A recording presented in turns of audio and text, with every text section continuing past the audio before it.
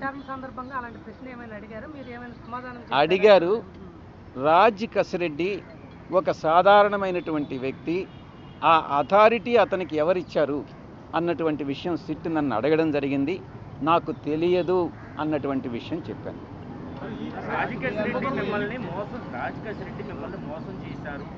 నన్ను మోసం చేయలే, పార్టీని మోసం చేశాడు, ప్రజలను మోసం చేశాడు. నాకు వ్యక్తిగతంగా అతను చేసినటువంటి మోసం ఏమీ లేదు.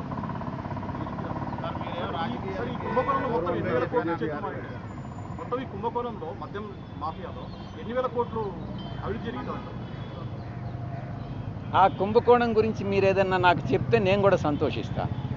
మీరు చెప్తున్నారు కదా కుంభకోణం. ఈ ప్రశ్న రాజ్ కసిరెడ్డిని వేయాలి. మీరు ఆయన దగ్గర సమాధానం తీసుకొని నాకు కూడా చెప్పండి.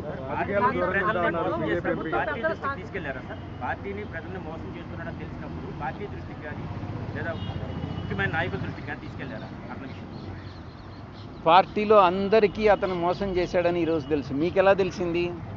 ప్రజలందరికీ తెలుసు. మీకెలా తెలిసిందో పార్టీలో అందరికీ కూడా అలాగే తెలుసు. అప్పట్లో ప్రభుత్వ పెద్దల సహకారం, వాళ్ళ సపోర్ట్ లేకుండా ఇంత పెద్ద నెట్వర్క్ నడిపించడం సాధ్యమవుతుంది. మీరు అడిగిన క్వశ్చనే మళ్ళీ అడుగుతున్నారు. మీరు అది నాకు తెలియదని నేను చెప్పాను. మీకేదన్నా తెలిస్తే ఎవరు ఈ అథారిటీ ఇచ్చారని మీకేదన్నా తెలిస్తే నాకు కూడా చెప్పండి, సంతోషిస్తాను. కీలకంగా రాజ్ కసిరెడ్డిని పరిచయం చేశాను, అదానికి డబ్బులు 100 కోట్లు అప్పించిందని చెప్పారు కదా. పదే పదే మిత్రులందరూ కూడా, పాత్రికేయ మిత్రులు, ఒక్క విషయాన్ని చాలా స్పష్టంగా చెప్పదలుచుకున్నా. పదే పదే యూట్యూబ్ ఛానల్స్లో కానీ, శాటిలైట్ ఛానల్స్లో కానీ సాయిరెడ్డి నెంబర్ 2, సాయిరెడ్డి నెంబర్ 2 అని నన్ను చెప్తున్నారు పార్టీలో. నేను ఒక్కటే చెప్తా ఉన్నా, ప్రాంతీయ పార్టీలో నెంబర్ 2 అనే స్థానమే ఉండదు.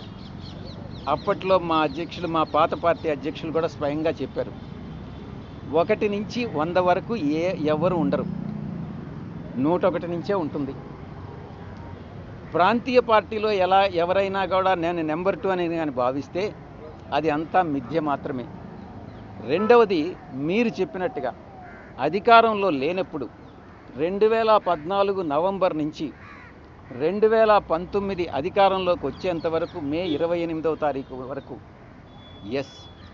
పార్టీని సింగిల్ హ్యాండెడ్గా నేనే మోసా.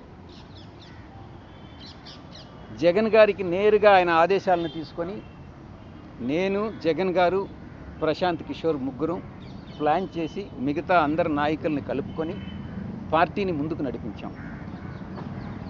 నేను అప్పుడు కూడా నెంబర్ 2గా భావించలే. ఆ తరువాత కాలక్రమేణా అధికారంలోకి వచ్చిన తర్వాత ఒక 6 నెలలకి ఈ నెంబర్ 2 అనేటటువంటిది మిథ్య అనేటటువంటిది నేను కూడా గమనించాను. ఈ యొక్క కోటరీ నేను గతంలో ఏదైతే చెప్పానో, ఈ కోటరీ సభ్యులందరూ కూడా నా మీద తినగవేము తీయనుండు అనేటటువంటి సామెత నాకు గుర్తొస్తూ ఉంది. మా యొక్క నాయకుడికి, అప్పట్లో నాయకుడికి చెప్పి సాయిరెడ్డి ఒక వెన్నుపోటుదారుడు అవుతాడు, ఏ రోజైనా మీ యొక్క స్థానానికి ఆయన స్థానభ్రంశం చేస్తాడు అన్నటువంటిది ఆయనకి చెప్పి, నేనేదో కొన్ని వేల కోట్ల రూపాయలు దోచేశాను అన్నటువంటి